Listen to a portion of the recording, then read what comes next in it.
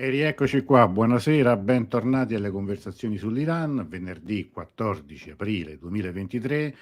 Torniamo a parlare di politica, di geopolitica, dopo alcune puntate dedicate più ad aspetti culturali, al cinema, sia con il Cineclub, sia con le considerazioni su Lei Suoi Fratelli, un film uscito da poco nelle sale italiane, e vorrei anche scommettere su quanto tempo durerà nelle sale italiane, perché quando certi film escono in Italia il problema principale è poi capire quanto tempo rimangano. Però stasera torniamo invece a parlare di politica, torniamo a parlarne con un ospite che è già stato con noi un po' di tempo fa, adesso non ricordo esattamente, lo chiederemo direttamente a lui, specializzato nelle relazioni tra Iran e Cina. Lo ripresentiamo tra un attimo, diamo tempo agli amici di collegarsi. Buonasera Anna.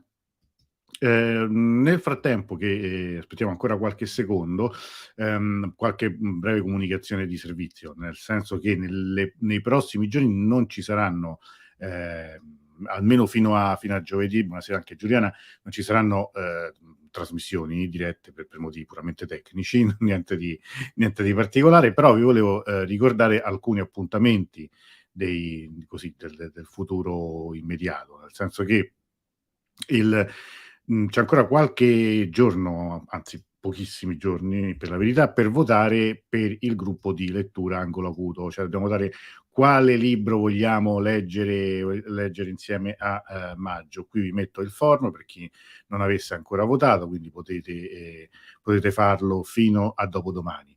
Mentre vi ricordo l'appuntamento con il Cineclub di sempre maggio, oramai insomma il tempo ovviamente vola, ma ci siamo per il 3 maggio, sarà un altro film secondo me interessante anche per provare a capire un po' la società iraniana dei nostri tempi, che è Botox. Questo è la locandina, un film che ha vinto tra l'altro al Festival di Torino, eh, se non sbaglio 2 anni e mezzo fa, che però poi nelle sale non è mai uscito. Questi sono i grandi problemi della distribuzione dei film, dei film, scusate, iraniani in Italia, film di Kaveh Masaeri.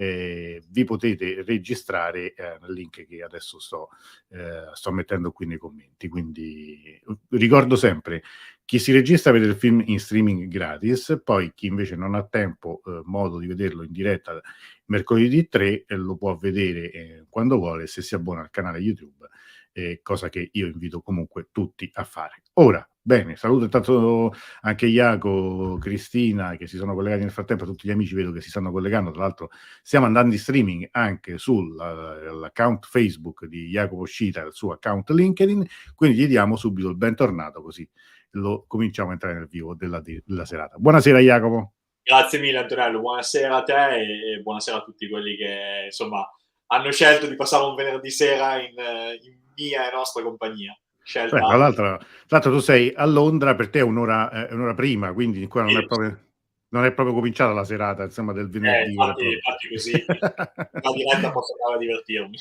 Esatto, poi dopo comincia. Ricordiamo perché sei a Londra. Sì, sono a Londra perché in realtà ho finito 6 mesi fa ormai, sì, passa il tempo, porca miseria. Ho finito il dottorato all'Università di Durham, quindi sono nel nord dell'Inghilterra, e poi mi sono rispostato verso sud perché ho cominciato a lavorare per la Bursa and Bazaar Foundation, cioè questo centro di ricerca appunto basato a Londra, dove sostanzialmente ci occupiamo di diplomazia economica sull'Iran, sui paesi del Golfo Persico, sull'Asia centrale, quindi cerchiamo insomma di cercare di fare qualcosa di buono sempre nel contesto della diplomazia economica, che poi in realtà si estende a politica internazionale, a tutto quello che ci va dietro, e ovviamente lì io continuo a occuparmi abbastanza intensamente di rapporti tra Cina e Iran, e più in generale tra Cina e il Golfo Persico, che quindi insomma oggi è un tema abbastanza scottante. Centrale. Tra l'altro, ecco, in tutto questo, diciamo, pochissimi giorni fa, ISPI, l'Istituto per gli Studi di Politica Internazionale, ha pubblicato questa tua analisi. Iran e l'accordo con l'Arabia Saudita dà respiro all'amministrazione Raisi. Noi abbiamo parlato nelle settimane scorse di questo accordo, abbiamo parlato con Alessandro Cassamagnaco, abbiamo più volte citato, abbiamo avuto dei riferimenti perché insomma si tratta effettivamente di un accordo importante. Quindi stasera non toccheremo nello specifico i contenuti di quell'accordo, però tu qui dici una cosa, insomma, dici parecchie cose interessanti, ma il punto, il titolo già spiega molto, cioè che dà respiro all'amministrazione Raisi. Cioè, quali sono le conseguenze per l'Iran di cui questo accordo? Sì, sì, allora guarda, intanto volevo fare giusto una premessa, questo pezzo che tu hai condiviso è parte del lavoro che ISPI fa e a cui io partecipo insomma, per le istituzioni della Repubblica Italiana, quindi per il Parlamento e per il Ministero degli Affari Esteri. Quindi speriamo di aver detto qualcosa di interessante e che le nostre istituzioni lo leggano. Ecco, ecco, questa seconda cosa è fondamentale. Però Ecco. in teoria questo è lo scopo. E quindi l'obiettivo era quello di cercare di dare un po' un senso a quello che è successo negli ultimi 3 mesi in Iran, e secondo me appunto il titolo coglie un po' quello che secondo me è il punto chiave di questo accordo. Cioè, ovviamente poi dopo ci ritorneremo più nel dettaglio, gli ultimi mesi sono stati difficili per Certo. l'Iran. La situazione non si è totalmente risolta, ma proprio volendo essere cinici, semplicemente parlare come analisti, c'era e c'è ancora una certa pressione sull'amministrazione Raisi, sia interna ovviamente che esterna, per tutte le questioni, poi ci arriviamo, gli aiuti alla Russia, piuttosto che dalla questione nucleare che è in stallo. La cosa interessante è che questo accordo arriva in questa situazione, arriva come, secondo me, è molto interessante perché è a tutti gli effetti un successo per l'amministrazione Raisi, ed è soprattutto un successo nel senso che coniuga quelli che erano 2 obiettivi dichiarati dell'amministrazione fin dall'inizio, cioè la diplomazia regionale, quindi focalizzarsi di nuovo sulla regione, e questa famosa politica di guardare a Oriente, di avvicinarsi alla Cina. Quindi a essere riusciti a fonderli insieme, che gli si può dire? È un successo dal punto di vista politico.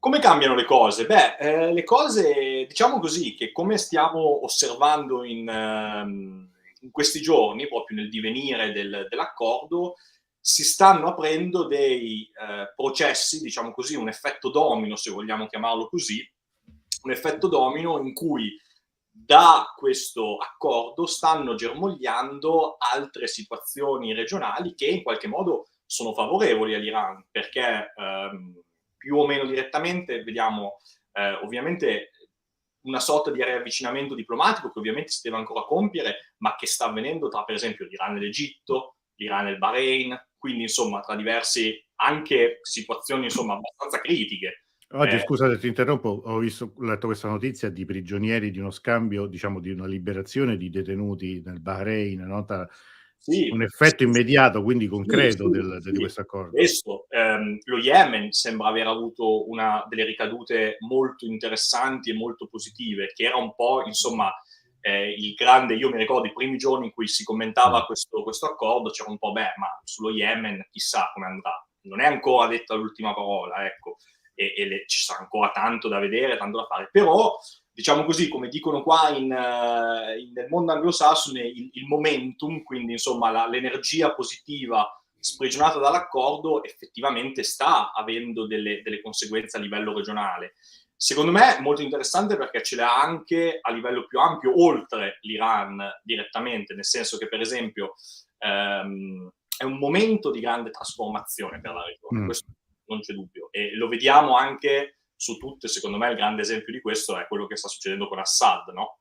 Che da essere il paria della regione, piano piano se lo stanno un po' riaccollando, diciamo così, sia gli Emirati che i Sauditi. Poi ora, giusto stamattina parlavo con un collega, forse sia gli Emiratini che i Sauditi hanno spinto un po' troppo sull'acceleratore e magari adesso schiacceranno un po' il freno perché dopo ci sono tante dinamiche, però la trasformazione regionale è in atto ed è molto interessante, e secondo me tanto ha a che fare con questo accordo, perché comunque è andato a interrompere o comunque a ridimensionare un confronto che, oltre a essere decennale, veramente negli ultimi anni era diventato insostenibile.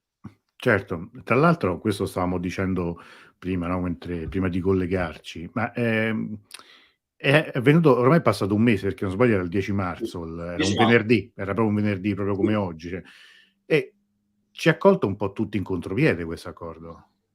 Sì, allora guarda, ha colto tutti in contropiede, secondo me, soprattutto la dimensione di questo ruolo cinese, nel senso che sicuramente ne hai già parlato anche tu nei mesi precedenti, ma molto brevemente l'accordo va a concludere comunque un percorso di negoziazione che va avanti almeno dal 2021, cioè Mh. proprio palese con questi almeno 5 credo siano stati meeting a Baghdad, quindi sotto l'egida dell'Iraq, poi dell'Oman, comunque c'era una dimensione regionale che stava andando avanti, che però a un certo punto per varie ragioni si era bloccata. Si era bloccata e sembrava insomma un po' in stallo, in una posizione che non andava avanti. Poi il 10 marzo, out of the blue, per usare un'espressione che usiamo Esatto. qua, è venuto La fuori. stavo per usare io prima, mi sono trattenuto Sì, perché sì, sì, sì, proprio da niente è uscita questa cosa qua. È uscito che cioè, i cinesi prendevano responsabilità di aver risolto questo accordo, annunciato a Pechino, e come ti dicevo prima, anche noi che seguiamo proprio le vicende cinesi nella regione, la cosa che ci ha veramente stupito è che quando, insomma, negli ultimi 6 mesi, anzi meno, 4 mesi, 5 mesi, 4 mesi, c'è stato un grande interscambio tra la Cina e i paesi del Golfo Persico. mh, 2 eventi su tutti, Xi va in Arabia Saudita, c'è questa celebrazione delle relazioni sino-arabe, una cosa impressionante. 2 mesi dopo, quando era febbraio, Raisi invece va a Pechino, quindi insomma sembrava, e nel contesto dei 2 incontri chiave, dove appunto dopo abbiamo scoperto che si è parlato effettivamente di questo accordo, perché i sauditi hanno chiesto alla Cina di mediare e la Cina poi ha mandato un messaggio a Raisi quando è andato a Pechino. Nel contorno non è uscito nulla, silenzio totale, cosa che è molto interessante perché solitamente qualcosa scappa sempre, cosa che secondo me io interpreto come una prova della serietà delle parti in gioco. Cioè, secondo me questo come dire, ci sono sempre tanti dubbi sul fatto che reggerà questo accordo, nel breve periodo va tutto bene, adesso è tutto facile, è passato un mese, ha retto un mese, reggerà 2, ma non lo sappiamo. Però, secondo me, questo è un segno, il fatto che comunque sia stata fatta una diplomazia seria, ecco, è segno scusa il gioco di parole, una diplomazia seria, segno di una serietà sia iraniana che saudita, anche cinese, ma i cinesi non sono al centro insomma di questo, però sia iraniana che saudita di effettivamente fare un passo avanti, non solo simbolico, ma forse di provare a costruire qualcosa di nuovo. certo, certo. No, tra l'altro, questo adesso stavamo dicendo, no, di questa riservatezza, diciamo, con cui Sì, sono sì. sono state portate avanti le trattative. Ehm, Adesso mi viene invece un dubbio, perché invece nelle ultime settimane sembra che oramai la Cina possa mediare su tutto, cioè nel senso che le si sta dando, un ruolo qua dall'Ucraina, che poi è il conflitto, la crisi che perlomeno noi europei abbiamo, più vicina, e più che abbiamo l'attenzione maggiore a qualsiasi tipo di situazione e relazione, mondiale. Tra l'altro, sono settimane e giorni in cui a Pechino vanno un po' tutti, insomma, mi sembra. Allora sì, questo è molto interessante perché io ho scritto un po' di cose su questo ruolo cinese, insomma, e una delle cose che secondo me è importante sottolineare è che più che raccontarci di un ruolo che cambia della Cina nella Mh, regione, ci racconta questo accordo di una Cina che sta in qualche modo cambiando o cercando di ridefinire il proprio ruolo diplomatico a livello globale. Cioè, se uno segue i movimenti della politica estera cinese dall'inizio del 2023, sono stati veramente tumultuosi. Cioè, c'è stato incredibile, questi 15 giorni a metà febbraio in cui la Cina ha buttato fuori, diciamo così, questa Global Security Initiative, quindi questo nuovo white paper, questo nuovo documento che delinea la visione del mondo cinese, come loro vedono le relazioni internazionali. Poi 2 giorni dopo hanno pubblicato questo articolo divertente, lo definirei, in cui fanno questa denuncia accoratissima dell'imperialismo americano in tutti i fronti, insomma, da quello politico a quello culturale, un documento ufficiale del Ministero degli Esteri, pubblicato dai siti del Ministero degli Esteri e delle ambasciate. 2 giorni dopo questo hanno pubblicato questo piano di pace, anzi piano per una soluzione politica alla crisi in Ucraina. 10 giorni dopo, accordo, mettono il cappello diplomatico sull'accordo all'Iran. La cosa interessante è che Wang Yi, quindi il capo della diplomazia cinese, che era a stringere la mano agli iraniani e sauditi e a firmare l'accordo il 10 di marzo a Pechino, esatto, proprio lui, quel signore lì nel mezzo, ha detto 2 cose molto interessanti che secondo me è importante ricordarsele e ripeterle per capire cosa sta succedendo. La prima cosa ha detto: questa è la prima sostanzialmente concreta espressione della nostra Global Security Initiative. Quindi quello che noi vi abbiamo annunciato, che era la nostra visione del mondo, questa è la messa in pratica. Quindi questo è quello che noi facciamo. La seconda che ha detto è, vedete, questo accordo, questa cosa che è successa, è la prova che nel mondo ci sono tante crisi al di fuori della guerra in Ucraina e la comunità internazionale dovrebbe occuparsene.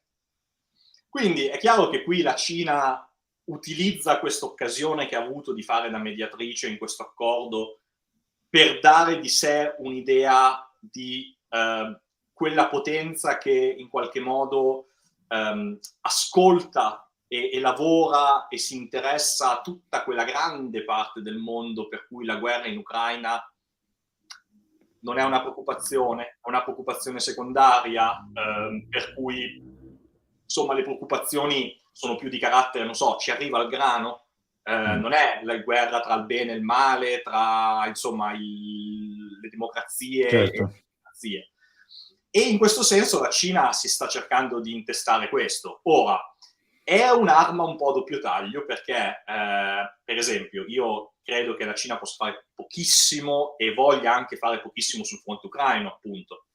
Cioè, anche queste visite che abbiamo visto, gli europei, secondo me al massimo servono un po' per scoprire l'acqua calda, per stanare un po' la Cina, ma la Cina non ha la volontà di fare qualcosa di concreto in Ucraina e forse non ha neanche le capacità e non ha neanche l'interesse fino in fondo di farlo, ma questo è un altro discorso molto complesso. Allo stesso tempo la Cina risolverà i problemi del mondo, del sud del mondo? Non lo so, secondo me è un po' più complicata di così, secondo me questo ruolo nell'accordo per loro è stata una grande occasione di fare un po' uno spot di quello che possono fare una pubblicità di quello che possono fare. Diciamo che stando al Medio Oriente non li vedo che domani prendono i palestinesi e gli israeliani, li fanno sedere a un tavolo e mediano. Ecco, insomma, anche se adesso uscendo un attimo dal Medio Oriente, ci sono state 2 visite, quella di Macron, che tra l'altro ha fatto parlare moltissimo per l'intervista che ha rilasciato il presidente francese, magari adesso se ce la spieghi un momento cosa è successo, e oggi è la volta di Lula, che invece ha detto una cosa un po' più forte, cioè dal punto di vista economico, no? Poi monetario economico. Sì, questo allora, Macron è interessante perché c'è tutto il contrario di tutto, nel senso che Macron è andato lì con la solita, tanto siamo tra amici, con la solita boria francese. Così.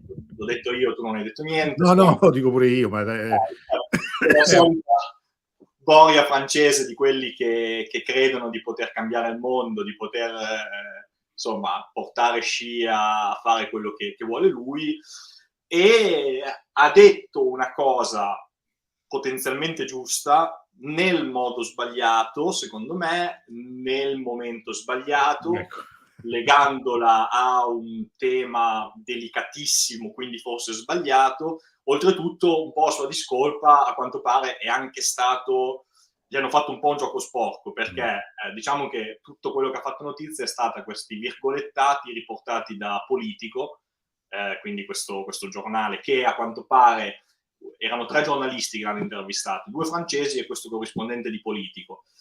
Diciamo che Ricordiamo, scusa, per i nostri amici, che sì, è un sito, cioè una testata online americana. sì, è una testata online americana che poi ha la sua versione europea che, diciamo così, in tanti dicono non è proprio amica di Macron e della Francia, mettiamola così.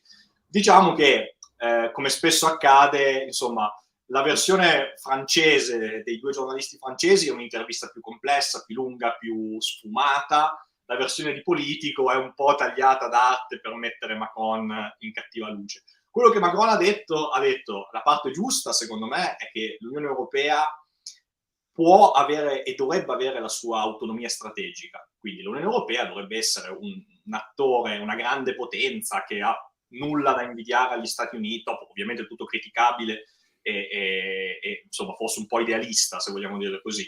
Non ha nulla da invidiare agli Stati Uniti, dove se ci sono delle situazioni in cui gli interessi europei non coincidono con quelli degli Stati Uniti, deve avere la propria autonomia per seguire politiche separate da quello. Dopo, Macron è stato un po' ambiguo sulla questione Taiwan.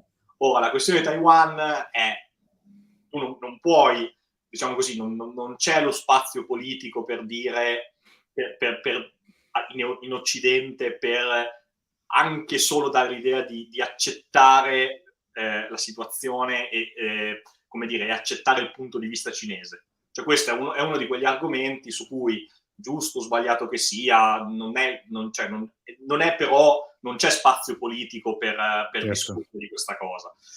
E allora lì ha sbagliato su questo, ha sbagliato secondo me nel timing, perché ovviamente è un momento di grande tensione tra Stati Uniti e Cina, un momento di grande tensione intorno a Taiwan, è un momento in cui non è chiaro effettivamente la Cina che rapporto ha con la Russia, se stanno mandando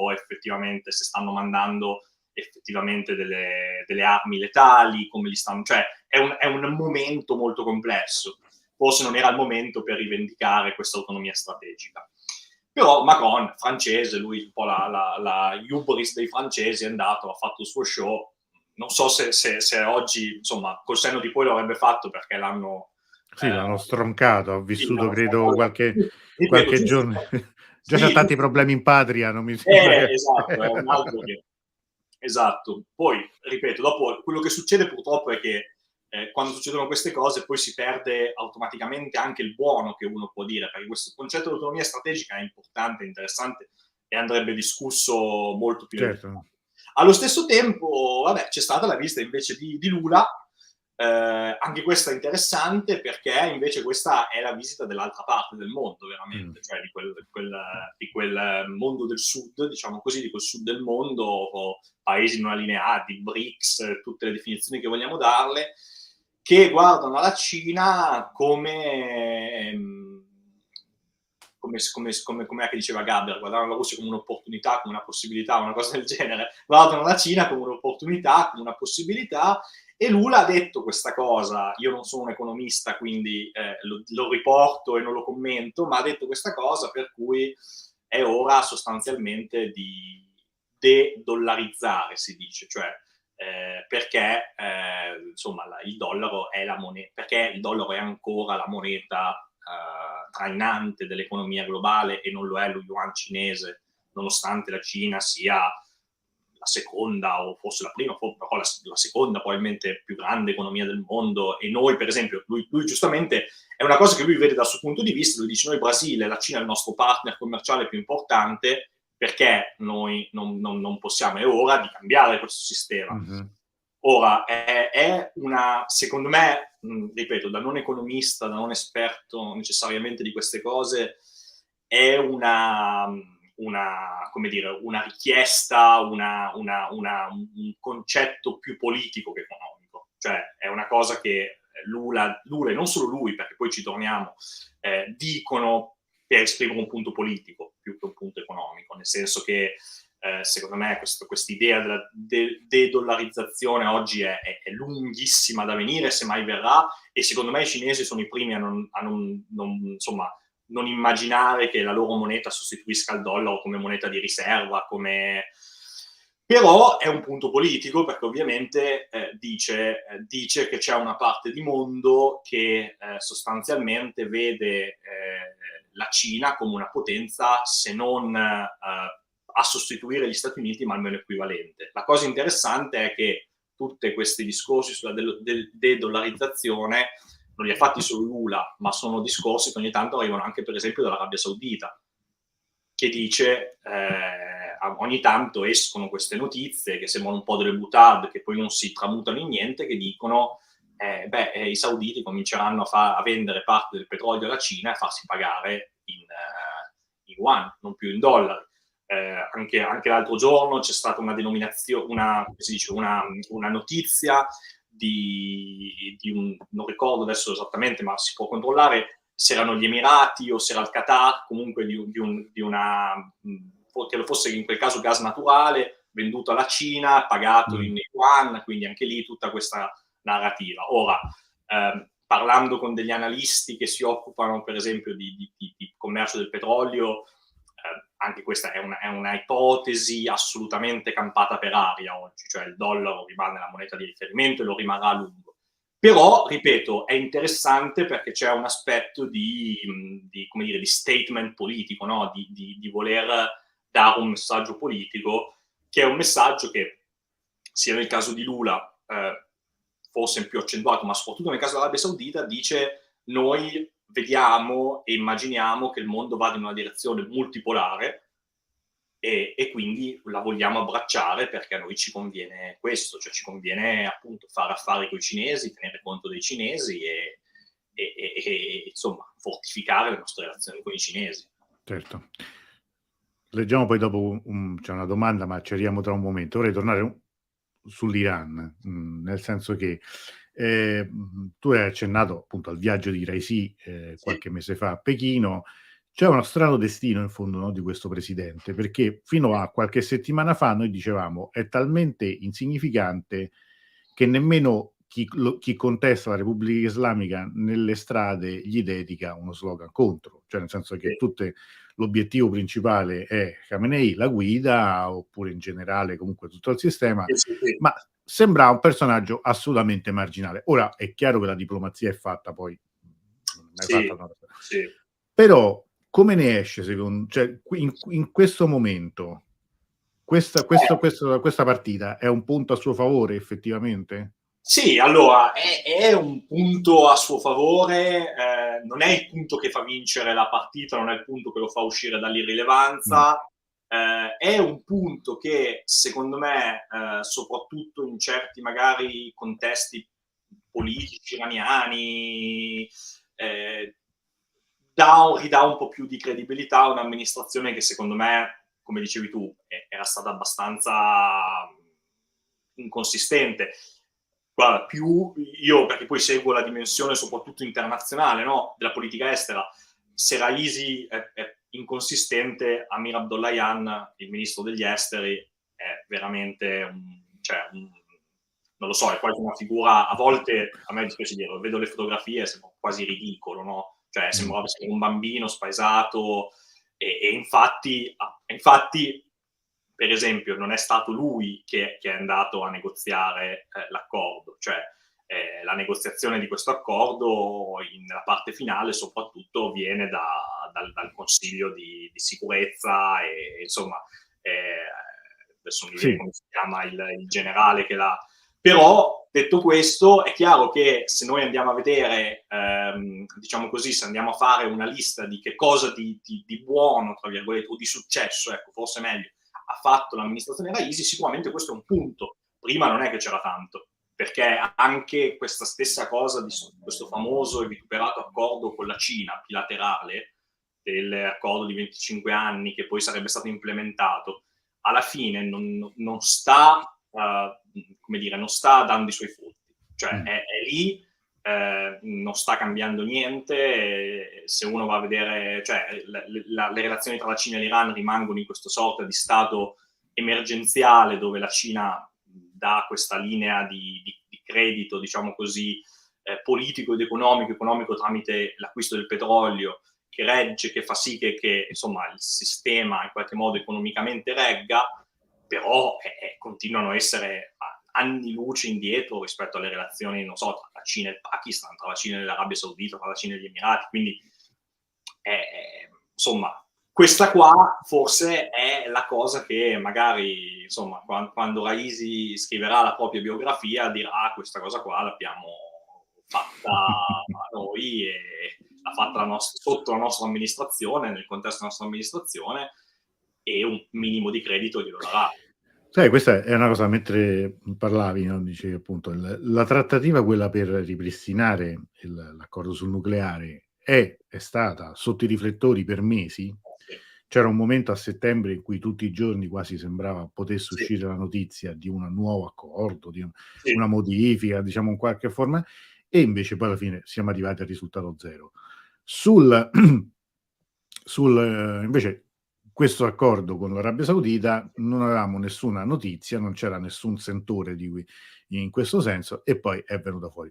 Cioè, veramente qui forse dipende, come dicevi tu appunto, la figura del ministro degli esteri, insomma, è mandata un po' avanti, una sorta di, non voglio dire specchietto per le allodole, perché quello sarebbe un grande, comunque è una questione che interessa all'Iran, come quello dell'accordo nucleare. Però è vero che sono queste cose strane, no? Io oggi stavo rileggendo una cosa storica, insomma, dell'Iran, non dei giorni nostri, ma dell'81, quando l'allora presidente Bani Sadr era un passo da un accordo con gli iracheni per il cessate il fuoco. E lui in quel momento era presidente della Repubblica, aveva una fortissima tensione interna che poi infatti lo porterà all'impeachment e alla fuga, no? Una situazione di guerra civile poi di fatto. In Iran, però il suo grande errore fu a un certo punto quello di sbandierarlo ai 420, questa possibilità. Cioè, per promuovere questo possibile accordo, era quasi convinto Khomeini ad accettare il cessate il fuoco, e alla fine invece ne ha parlato troppo e non se ne fece nulla. La guerra durò altri 6 anni, altri 7 anni, lui fece poi, insomma, costretto a scappare. Però quindi effettivamente questo saper lavorare sotto traccia è sì, la diplomazia poi si fa così, cioè questo è poco ma sicuro. La diplomazia vera, quella che poi dà i risultati, non è quella, cioè quella pubblica è una dimensione importante, ma è quella che si fa dietro le quinte, e a volte effettivamente, diciamo così, quando si parla tanto, quando si mandano avanti certe figure che comunque cioè si capisce che hanno al di là, cioè dietro al ruolo magari altisonante, poi la legittimità è quella che è proprio, si capisce che è proprio magari anche una dimostrazione di non avere questa grande volontà di chiudere rapidamente o di arrivare a un compromesso rapido. Poi ci sono anche altre cose sotto, perché ovviamente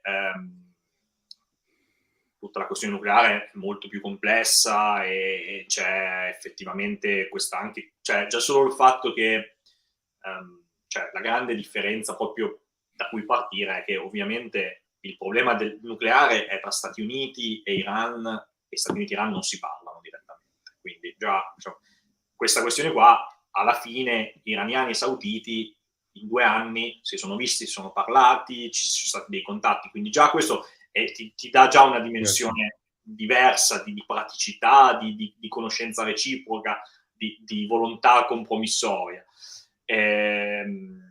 Poi insomma diciamo che questo accordo forse conveniva di più farlo, quello sul nucleare è importante, ma ci sono tante dinamiche dietro, è più complesso. Però la tua rilevazione secondo me è assolutamente corretta, cioè quando se ne parla troppo forse vuol dire che le cose sono un po' non stanno andando poi così bene, non si voleva fare. Paradossalmente, io una cosa che scrivevo diciamo così, in quell'articolo per ISPI era che questa cosa qua aveva un po' distolto l'attenzione da tutti gli altri temi, compreso quello nucleare. Sia mai, questa è una speculazione, non ho nessuna base su cui dirlo, si sa mai che magari appunto perché adesso si sta parlando di altro non ci sia qualcosa che magari sotto traccia si muove in modo un po' più serio, no? Certo, potrebbe anche.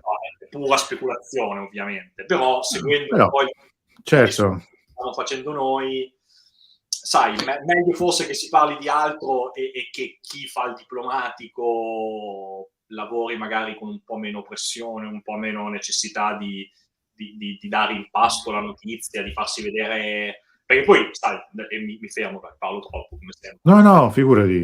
È sempre anche un po' il gioco del, come dire, del doversi dimostrare forti, del doversi pubblicamente. Un conto è pubblicamente, insomma, non si può dimostrarsi deboli pubblicamente, è difficile mostrare volontà di compromesso, quando invece poi in privato, insomma, la diplomazia è di per sé compromesso, perché anche quello che c'è dietro a questo accordo ovviamente è un compromesso che prima fino a un certo punto non si voleva raggiungere, poi cambiano le circostanze, cambiano le situazioni e si accetta. Ovviamente, cioè, è ovvio che tu non avrai mai gli iraniani che dicono ma abbiamo deciso di sospendere o di ridurre il nostro supporto agli Houthi. Difficilmente avrai i sauditi che arrivano lì e dicono ma abbiamo deciso di smettere di finanziare Iran International perché a voi vi dà fastidio. Ah, certo, ma questo è anche un motivo per cui bisogna sempre fare in modo che, come dire, nessuno esca troppo vincitore o troppo sconfitto da un accordo, perché altrimenti salta tutto. Tanto a questo proposito, tu parlavi adesso degli Houthi e qui c'è una domanda del nostro amico Fabri che dice: una domanda riguarda lo Yemen, ma se i sauditi trovano un accordo con gli Houthi, poi questi ultimi si prenderanno tutto il paese tipo i talebani con l'Afghanistan, oppure ci sono troppe altre fazioni in gioco come i separatisti del sud supportati dagli Emirati, per via delle quali il paese rimarrà de facto frammentato? Questa è una bellissima domanda perché, guarda, io ero a questa grande conferenza a Montreal un mese fa, proprio i giorni successivi all'accordo, e sono fatto questo pranzo con questo collega canadese che lui si chiama Thomas Janot, è uno dei grandi esperti, professore dell'Università di Ottawa o Toronto, non ricordo, è uno di quelli che ha studiato veramente gli Houthi, ha studiato veramente la guerra in Yemen, sparla spesso con varie, insomma, fazioni in gioco. Lui era molto scettico, era molto, come dire, sul chi va là, perché ovviamente la questione della guerra in Yemen è che c'è sicuramente una dimensione internazionale e di influenza internazionale che è quella, insomma, della guerra saudita e della guerra iraniana per procura, per, insomma, supportando il governo legittimo, l'Arabia Saudita, diciamo così, e i ribelli Houthi, l'Iran. Però poi c'è una realtà sul campo che è una realtà locale, dove le dinamiche sono molto più complesse, sono molto più intrecciati. Uno perché, come diceva, insomma, l'ascoltatore, ci sono anche delle altre fazioni, e perché appunto ci sono veramente dinamiche locali importanti e su cui né l'Iran con gli Houthi né i sauditi con l'appoggio alla coalizione di governo hanno controllo effettivo. Cioè è un equilibrio molto, molto precario e quindi secondo me la situazione dello Yemen adesso probabilmente verrà estesa oddio, come si chiama? Come si dice in italiano? Non mi viene mai. La tregua, esatto, mi è arrivato un suggerimento della regia, verrà estesa la tregua, che è una buona notizia. Sembra esserci intenzione, però la situazione rimane frammentata. Non credo che gli Houthi si prenderanno tutto il paese, non credo che la coalizione di governo legittima recupererà territorio. Probabilmente la situazione si cristallizzerà lì, per dirti, secondo me, insomma, la richiesta dei sauditi era molto circostanziata, più circostanziata di quello che magari può sembrare oggi, cioè smettete voi Houthi e di conseguenza tramite l'Iran smettete di attaccare il territorio saudita e le Aramco. Esatto. No, ricordiamo settembre di 3 anni e mezzo fa, quell'attacco con i droni clamoroso in cui insomma. E secondo me questo è quello che hanno chiesto i sauditi. Oltre a questo, dopo, cioè, se i sauditi ottengono questo, sono contenti, Sono a posto. in una metà Va bene così. Perché dopo la realtà sul campo è estremamente complessa e non la risolvono, cioè il punto è non la risolvono Iran e Arabia Saudita. Cioè c'è una dimensione locale di agency, degli attori coinvolti che... No, ma questo infatti questa è sempre una sopravvalutazione anche della forza di controllo da parte Sì, diciamo delle piccole, medie e grandi potenze. certo, Quando si parla anche per esempio dell'Iran e dei suoi, diciamo, alleati, gruppi politici, militari in altri paesi affiliati all'Iran, spesso si fa un calcolo esagerato della capacità anche di influenza e anche di sì, manovra sì, da sì. parte di Teheran, ma in senso anche negativo, cioè nel senso che No, magari no, poi esatto, certo. non li possono nemmeno fermare più di tanto se a un certo Perfetto, punto perfetto, invece, siamo capiti, vanno esatto, avanti. Questo esatto. vale per il Libano, come vale per lo Sì, Yemen, come vale per la infatti, Siria, esatto, come vale per il Bahrain e l'Afghanistan, eccetera, esatto, eccetera. esatto. A volte noi abbiamo questa visione per cui decidono e quindi finisce tutto. No, esatto, Cioè non questo è il punto, è questo il punto, perché proprio è, cioè, è nella natura stessa di queste relazioni asimmetriche, insomma, anche di forme di tentativi di creare un'egemonia regionale tramite questo tipo di relazioni. La caratteristica è proprio quella che comunque gli attori con cui tu ti associ sono fedeli fino a un certo punto, ma hanno una propria agenda, cioè il punto è questo, hanno una propria agenda che portano avanti. Ora tu li puoi influenzare, per esempio è chiaro che se l'Iran sospende o diminuisce sensibilmente come dirti, il trasferimento di armamenti agli Houthi, è chiaro che questo cambia in un certo certo, senso, però non è che gli Houthi allora dicono vabbè, voi ci avete detto bene così, allora deponiamo le armi, siamo amici con gli altri, cioè quelli stanno combattendo la loro guerra, è una guerra che conviene all'Iran, che all'Iran giudica come utile per la propria visione regionale, bene, ma la guerra è la loro. E la stessa cosa Hezbollah sì, ma in anche perché non è più, voglio dire, veniva a fare la battuta, Hezbollah non è più quella di un tempo, cioè nel senso che no, nel senso che no, no, quando sì, è nata diciamo su addestramento, su volontà, su sì, sì. modello politico della Repubblica Islamica, ma insomma sono passati 40 No, anni da allora, ma poi quindi sai cos'è? Anche il fatto degli Houthi, cioè questo mi diceva appunto sempre discutendo con questo professore, lui mi dice una cosa interessantissima, cioè e che poi era una cosa che mi ha ricordato cose che avevo letto sull'ISIS tempo addietro, cioè dove gli Houthi controllano il territorio, comunque sia, cercano di creare una sorta di loro stato, di mh, istituzioni, come anche so, i talebani in Afghanistan, cioè è vero certo, che sono questa forza barbara, tutto quello che vuoi, però dopo c'è un'amministrazione del territorio, c'è una provvisione dei servizi minimi, diciamo, cioè c'è tutto. Ed è chiaro che nel momento in cui tu tenti di costruire il tuo Stato, diciamo così, la tua area di controllo statuale con le tue istituzioni, con i tuoi sistemi di controllo del territorio, di cooptazione, e più queste vanno avanti nel tempo e si espandono, caso di Hezbollah che in Libano diventa un partito vero e proprio che controlla delle istituzioni, eccetera. Cioè, non è che dopo a un certo punto tu puoi dire il tuo, insomma, come dire, il tuo padrino, alleato sotto referente, sì, certo. sì, ti dice guarda, basta, smonta tutto, facciamo, cioè non è appunto gli Stati Uniti che se ne vanno dall'Afghanistan, smontano tutto, caricano sugli aerei e se ne vanno.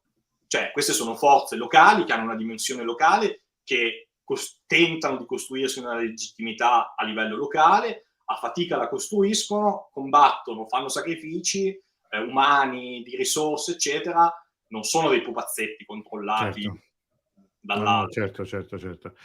Ancora Fabri dice su un altro punto che avevi toccato, quello del BRICS, cioè però sinceramente a me non ha mai convinto questa narrazione dei BRICS tutti, mano nella mano in funzione antioccidentale.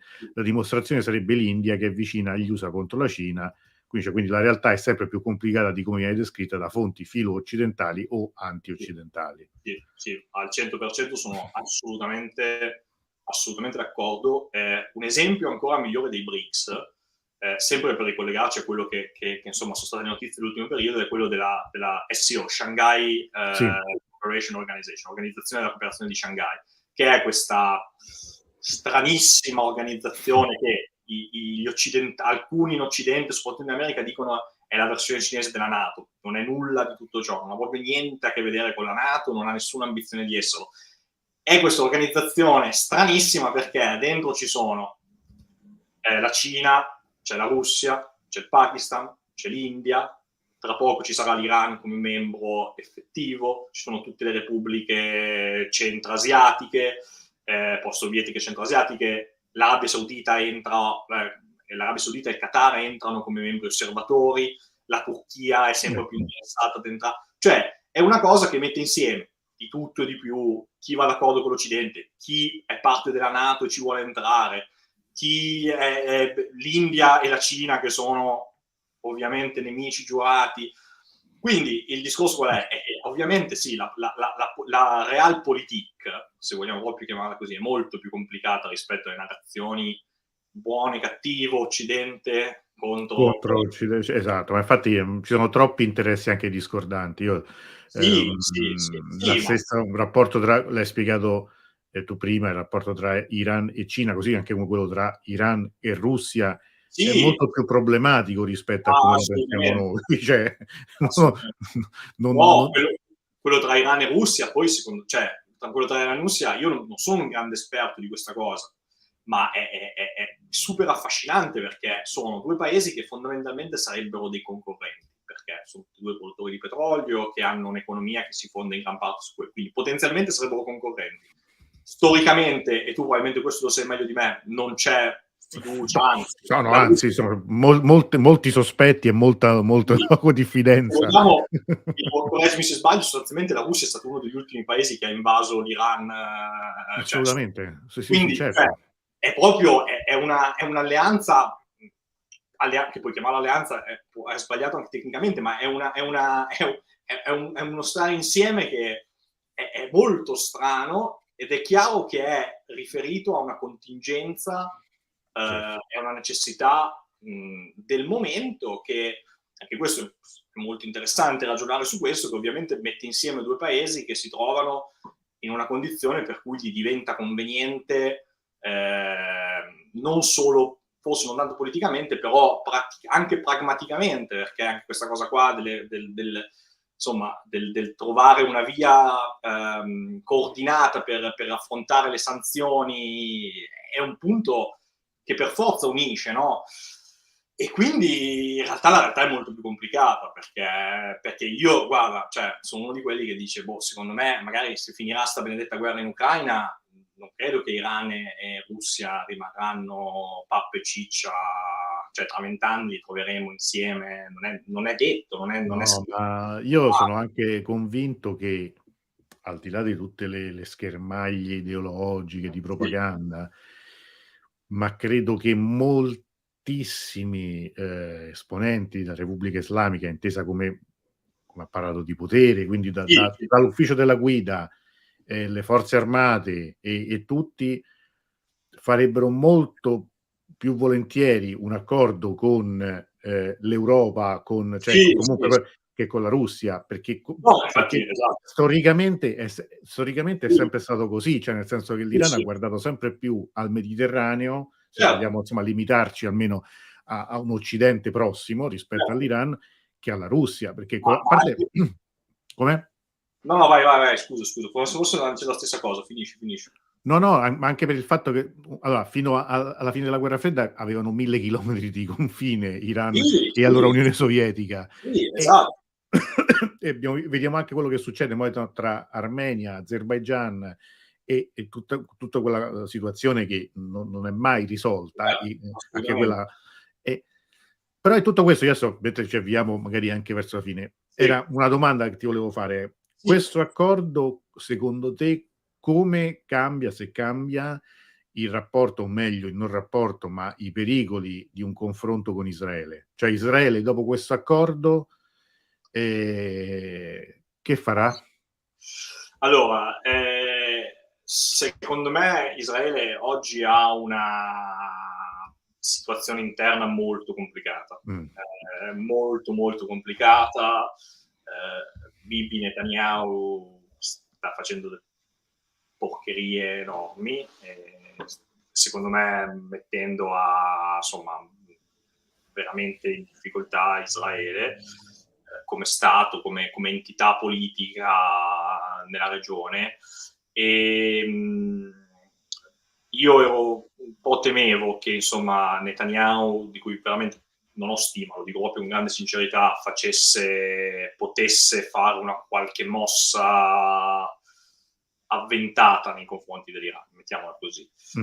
Forse il fatto, è brutto dirlo, il fatto che, insomma, ci sia stata queste tensioni, insomma, con i palestinesi, questa nuova, forse ha un po' in qualche modo evitato, perché dopo ci si poteva concentrare lì, se vogliamo.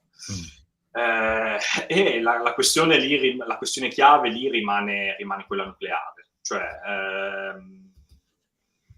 se non si trova una soluzione che in qualche modo garantisca insomma almeno, come dire, un blocco dell'arricchimento iraniano, comunque che rimetta le cose entro insomma, una rimetta certe limitazioni, eccetera, Israele sarà sempre un po', insomma, tentato. Sarà sempre lì. La cosa è, la questione è questa, che ovviamente, cioè la cosa interessante che non abbiamo detto, ma mentre nessuno si aspettava questo accordo, no? E il ruolo cinese in questo accordo, dall'altro lato si parlava abbastanza animatamente del fatto che l'Arabia Saudita stesse facendo le sue richieste per firmare gli accordi di Abramo, no? Che l'Arabia Saudita è quel grande paese che è rimasto fuori, che insomma era più difficile tirare dentro per tantissime ragioni che non è il caso forse di discutere qua. Ora, sono due processi separati? Sì, secondo me sì. Secondo me si continuerà questo avvicinamento tra Arabia Saudita e Israele. Secondo me Israele, penso, almeno, insomma, forse anche lo stesso Bibi, diciamo così, dovrebbe essersi reso conto che forse questa idea di fare una coalizione anti-Iran non ha funzionato proprio. Non è che i paesi, l'Arabia Saudita, gli Emirati, così poi in realtà alla prova dei fatti sono molto d'accordo con questa cosa, perché forse non è nel loro interesse essere risucchianti, forse nel loro interesse cercare di fare de-escalation con l'Iran, no?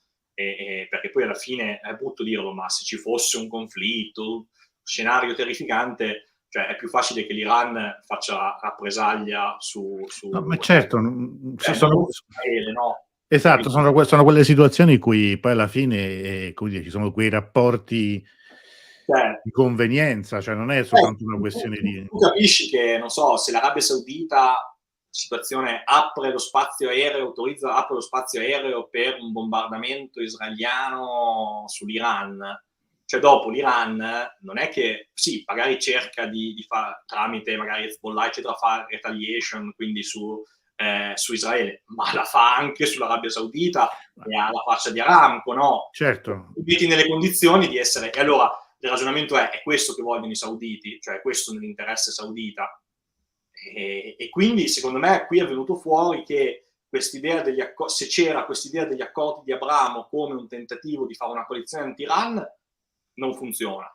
Ci sono comunque tanti interessi per cui gli accordi di Abramo sono una cosa anche positiva per la regione, perché comunque questa posizione di Israele a un certo punto dovrà essere normalizzata, lo è già de facto, manca di jure, diciamo così, almeno per quanto riguarda l'Arabia Saudita. Quindi questo è un processo che andrà avanti. Non credo insomma, credo che la situazione oggi rimanga quella di prima.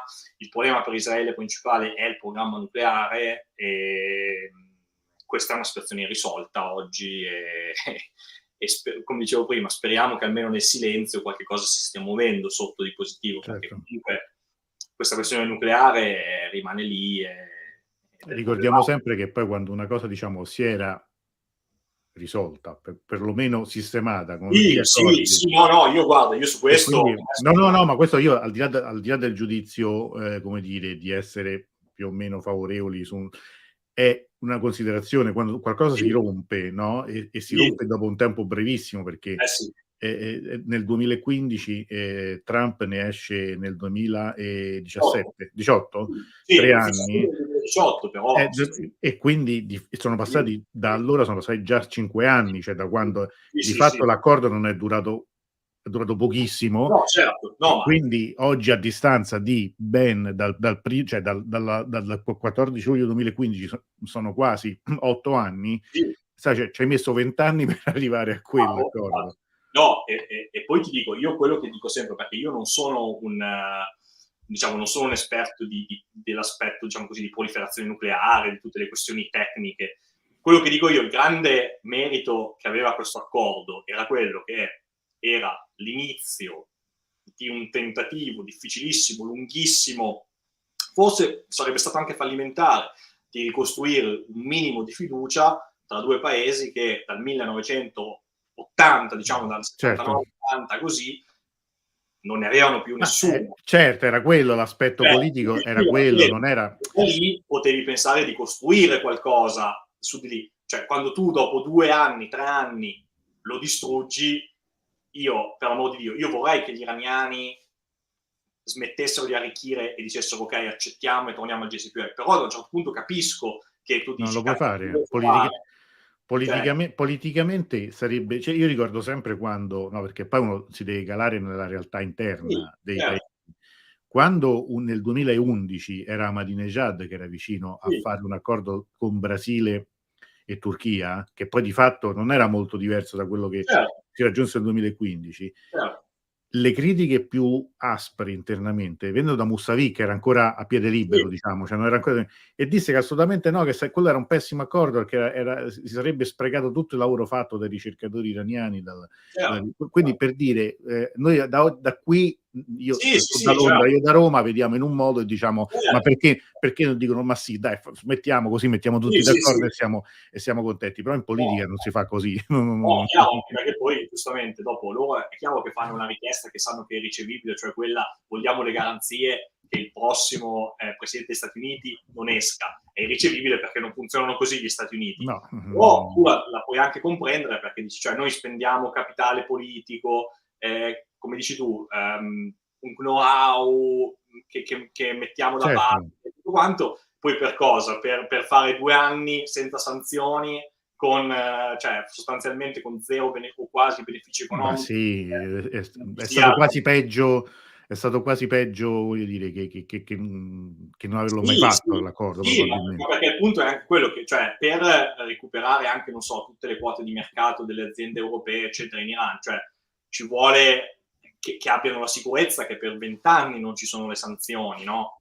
Cioè, perché se no non è che tu vai a investire se hai la cosa che sai che tra 2 anni ci sono le elezioni, ritorna Trump. Ma cioè, non è così. Allora, è una situazione difficile, ovviamente, però è una situazione il problema è che, e qua concludo perché parlo sempre tantissimo, il problema è che in questo contesto, per esempio, il fatto che permangano le sanzioni e quindi non si riesca ad uscire da questa situazione è poi il vero motivo che blocca anche gli investimenti cinesi. Perché i cinesi oggi, ovviamente, per loro, diciamo così, andare oltre quello che già fanno, che come detto è acquistare petrolio tramite triangolazioni a prezzo scontato, fare qualche minimo investimento, più di così il gioco non vale la candela, perché tu rischi di andare a investire in Iran, ci sono le sanzioni secondarie, quindi poi ti trovi a avere le tue compagnie sanzionate dagli Stati Uniti. Ma quello, cioè, io ricordo sempre questo, l'Iran è il paese che, diciamo, tra i grandi paesi che dopo la Cina è stato investito per primo dal Covid, perché aveva una linea diretta con la Cina di carattere commerciale. La famosa Mahan Airline a cui penso facessi riferimento, che è tra l'altro rientra tra gli asset dei Pasdaran, quindi è sotto sanzioni. Tra l'altro ottima compagnia, io lo dirò sempre perché ci ho fatto uno dei viaggi migliori. Meglio di Iran. Assolutamente sì, è anche una low cost, tra l'altro. Però da lì continuò il flusso di gente dalla Cina, eccetera, e arrivarono purtroppo i primi casi. Esatto. E infatti io mi ricordo scrissi con un collega un articolo su National Interest, forse, su questa cosa qua, dicendo, cioè, vedete, questo è proprio l'esempio del malfunzionamento e dei limiti delle relazioni tra Iran e Cina, perché questi sono costretti a continuare a mandare gli aerei, a non sospendere, cioè anche lì c'era stato, mi ricordo, anche tutto e c'era ancora Rouhani, no, all'epoca. Sì, sì, sì, una polemica feroce perché dicevano voi non avete chiuso Esatto. l'Italia l'aveva fatto già da un Sì, mese, no? esatto. E poi viene fuori il fatto che ovviamente, cioè, sono questo sostrato di relazioni di potere che invece aveva interesse perché chissà cosa c'era nella stiva, cosa si metteva Ah, nella sì, sì, stiva. sì. Tra Capito? l'altro Cioè, significativo questo che oggi, a 3 anni di distanza, forse l'unico vero flusso turistico che sta per tornare o sta tornando in Iran è quello dalla Cina. quello cinese, sì, sì, ho visto delle foto l'altro giorno, c'era questo mio collega, professore cinese, che ha la moglie iraniana, che è un esperto di Iran, e lui diceva, sono stato in Iran 6 mesi fa, eravamo in 20 sull'aereo da Pechino, Sì, ho letto anch'io quello penso che l'hai condiviso tu. sì, lui è un mio carissimo amico, e diceva invece oggi c'era la fila al check-in aereo pieno. Quello cioè noi adesso insomma capisco magari possa sembrare banale come cosa, ma questa è una questione che per esempio cambia completamente anche per gli iraniani Sì, le sì, prospettive. Cioè immagina io mi ricordo io, insomma non è un mistero, ho lavorato, no, anche nel turismo, certo, con certo. l'Iran. Pensare quante guide, iraniane erano intanto che parlavano italiano o inglese o francese o tedesco, quelle che parlavano cinese erano poche e in questo momento saranno richiestissime Eh perché sì, eh sì, ovviamente si eh sì. sviluppa un tipo di turismo che poi ha altri numeri, potenzialmente ha dei numeri pazzeschi, Potenzialmente quindi sì, assolutamente, assolutamente. prima di chiudere c'è una domanda sempre di Sì, Fabri, quindi facciamo in tempo, poi ti lasciamo alla serata londinese. Ma a proposito di questo dico una cosa, anche se l'Iran con i recenti dissensi interni smettesse di essere un paese del tutto teocratico, manterrebbe comunque una postura imperiale e quindi cercherebbe di mantenere comunque un'egemonia sull'estero vicino, perché certe scelte strategiche spesso prescindono anche dall'ideologia che caratterizza un paese. beh, questa è un'altra bella domanda, su tre belle domande su tre, quindi complimenti. Questa è la verità. Cioè, questo forse lo si può spiegare facendo un paragone con un'altra situazione, cioè quella russa. Mh, Quando all'inizio si diceva facciamo fuori Putin, o perché qualcuno non fa fuori Putin, o perché insomma, come si chiama, gli oligarchi russi non fanno fuori Putin. E dopo lì però chi viene dopo è meglio, è peggio, che garanzia abbiamo? Farà le stesse cose, le farà ancora più irrazionalmente. E ovviamente, cioè, è chiaro che allora, la storia cosa ci dice? L'Iran sotto la dinastia Pahlavi era comunque un paese che aveva delle ambizioni regionali, cioè lo Shah aveva certo. ambizioni regionali e non solo, tra l'altro non solo regionali, perché lo Shah aveva queste ambizioni di fare dell'Iran una grande potenza come l'India, e il programma nucleare l'ha creato lo Shah, cioè non è che insomma erano è No, tutto no, infatti, cioè anzi aveva anche sì, tra le tante cose che dicono gli iraniani, dicono: "No, in realtà so' stati gli Stati Uniti a far cadere lo Shah, perché lo Shah s'era allargato troppo", diciamo, perché però da un certo punto di non è vista manco sbagliato, questo, perché no, lui no, è certo, certo. E quindi è difficile dirlo. Cioè, ovviamente si tratta di un paese che potenzialmente ha un posto per le risorse che ha, per la dimensione che ha, per la storia che ha un posto da leader regionale. Questa è la verità. Cioè, che ce l'ha sia con la Repubblica Islamica, sia che con un governo imperiale o certo, monarchico, laico, esatto, secolare come un d'altra governo parte io democratico. faccio sempre notare, ma questo in fondo anche noi ce l'avevamo, cioè Sì, noi sì, siamo un'eccezione, diciamo se vogliamo in senso negativo, perché siamo sì, gli unici che avevamo, diciamo, i nostri interessi, i piedi, diciamo, in sì, Libia, ce l'abbiamo avuti sì, fino al sì, 2011, così come abbiamo mantenuto contatti, sì, relazioni con l'Albania, cioè vuol dire con una serie di paesi in cui c'è, ma esatto. no, Ma cioè poi scusa, Antonello, dicevamo prima abbiamo parlato di Macron, guarda la Francia è un paese democratico, è un paese patrico su sicurezza, un paese, allora, pretende un ruolo di leadership dell'Unione Europea, ha ancora interessi, diciamo, neocoloniali in Africa, cioè, poi la politica di potenza, se vogliamo chiamarla così, prescinde in qualche modo dal regime e ha altre caratteristiche.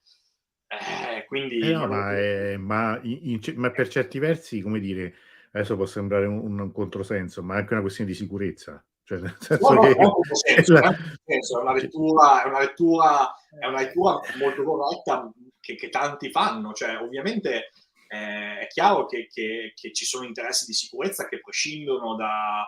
Certo, è chiaro che ovviamente magari essere, tra virgolette, per dire, un nuovo regime in Iran allineato con gli Stati Uniti, è chiaro che ha delle preoccupazioni di sicurezza diverse rispetto a quello che certo. non c'è dubbio, però permangono, cioè sono delle dinamiche che si No, ricreano. ma ricordiamo sempre, cioè, la guerra tra Iran e Iraq si scoppia dopo la rivoluzione, ma le tensioni, i motivi di contrasto tra Iran e Iraq c'erano prima, c'erano anche prima. Cioè, di fatto scoppia in quel momento perché Saddam Hussein può fare guerra in quel momento.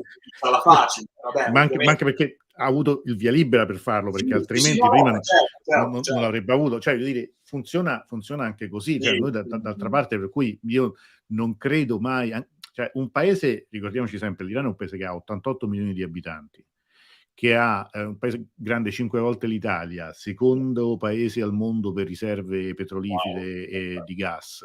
Adesso pare che abbiano scoperto anche il litio, perché non è una cosa, come dire, da poco, se sappiamo cosa ci si fa col litio oggi, quindi tutta la componentistica per, diciamo, la tecnologia digitale, e quindi diventa un paese che ha problemi enormi, ma anche risorse davvero enormi. Infatti, certo, Quindi sta tutto lì. Poi non dobbiamo ragionare soltanto in termini, come dire, economicistici, perché altrimenti poi no, ci freghiamo e non capiamo certe dinamiche, no? Cioè, ci illudiamo che sia tutto, però oggettivamente quello che qui suggerisce il nostro amico è assolutamente corretto. sì, non c'è Allora, io non vogliamo approfittare di te, anche perché poi sei stato molto gentile, anche perché hai accettato nel giro di 48 ore, quindi non ti strappiamo al weekend londinese.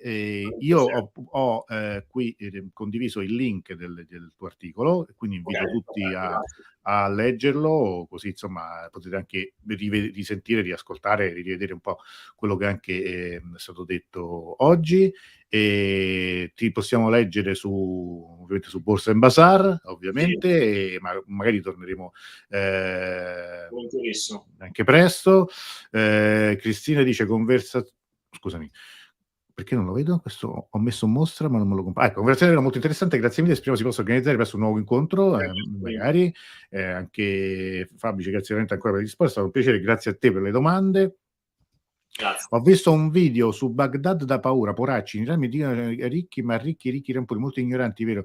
Qui apriamo un altro discorso di adesso sui rich kids of Teheran, che sarebbe un po' complesso. Allora, ci sentiamo nei prossimi giorni, iscrivetevi nei link che vi ho mandato anche per i prossimi appuntamenti, anche per il Cineclub, perché anche il film del 3 maggio vi assicuro che è un film da vedere, Botox, che spiega anche parecchie dinamiche, come diceva Rita, dei giovani ricchi iraniani e ignoranti, però insomma questo è un altro aspetto.